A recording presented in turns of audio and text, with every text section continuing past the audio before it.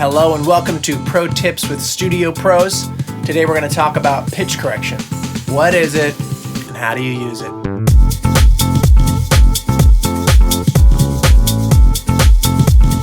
Alright, so before we get into all the fancy stuff, what is pitch? Well, pitch, or acoustic frequency, is just the amount of vibrations a sound has in a second. So just like visible light has wavelengths that correspond to a color, in sound, the amount of vibrations per second correspond to a note. Now, the thing that's interesting about the sound versus the light comparison is that in light, the colors actually shift, right? But in sound, we just have one long continuum of shifting. So whereas red and blue look very different when we see them individually, if we hear a G and then 20 minutes later we hear a B, we don't really recognize that there might be much of a difference between the two. So many years ago, humanity figured out that we were going to make a scale, a chromatic 12-tone scale. And those were our colors in sound. We decided that these seemingly arbitrary points in the spectrum were the notes that we were going to base our music off of. So to give you an idea of where the spectrum lies, a note that is often used for reference is A440. You may have heard that before.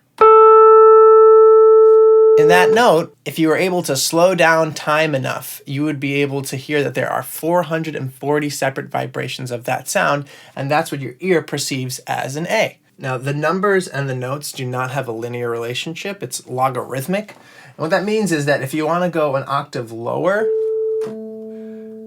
you're subtracting half. So that's A220. And now if you want to go an octave higher, that's A880.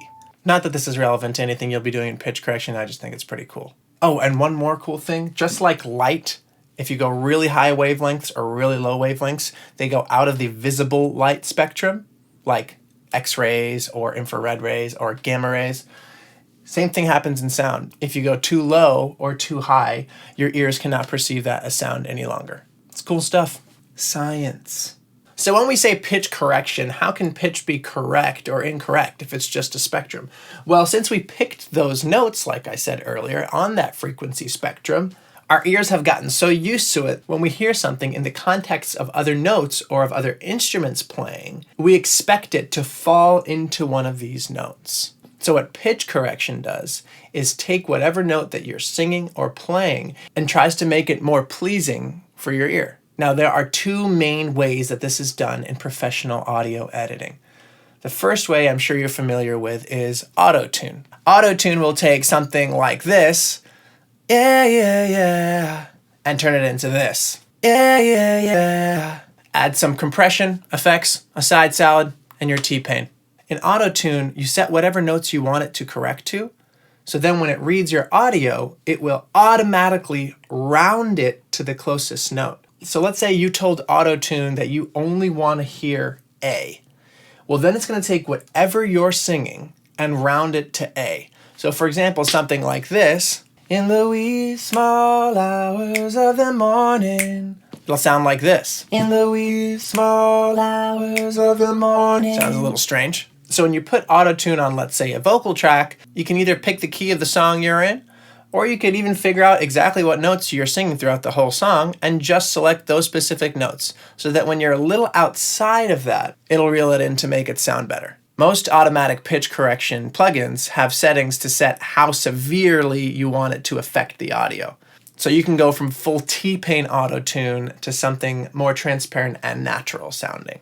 The other popular way to deal with pitch correction is manual pitch correction. Now this takes a lot more time, but usually the results are much better. Well, I guess it depends on how you define better, but basically it's less noticeable that you've affected the audio, and you also have much more latitude in what you can do. A piece of software like Melodyne intelligently separates notes in your recording so that you can move them individually, and you can literally drag the notes up or down. This allows for a much greater degree of tunability than automatic pitch correction. The cool thing about manual pitch editors is that most of them still have a mode where you can round or quantize the notes to the closest actual note, just like, let's say, auto-tune does. And actually, that's a great place to start.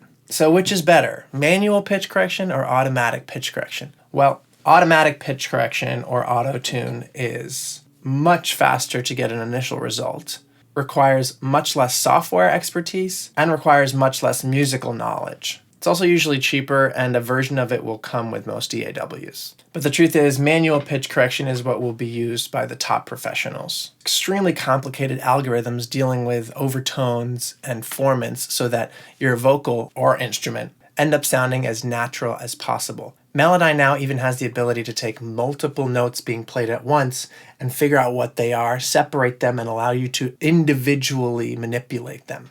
Personally, I Melodyne every single vocal I work on, but then sometimes I'll also put auto-tune on it on top of that to give it that final sheen.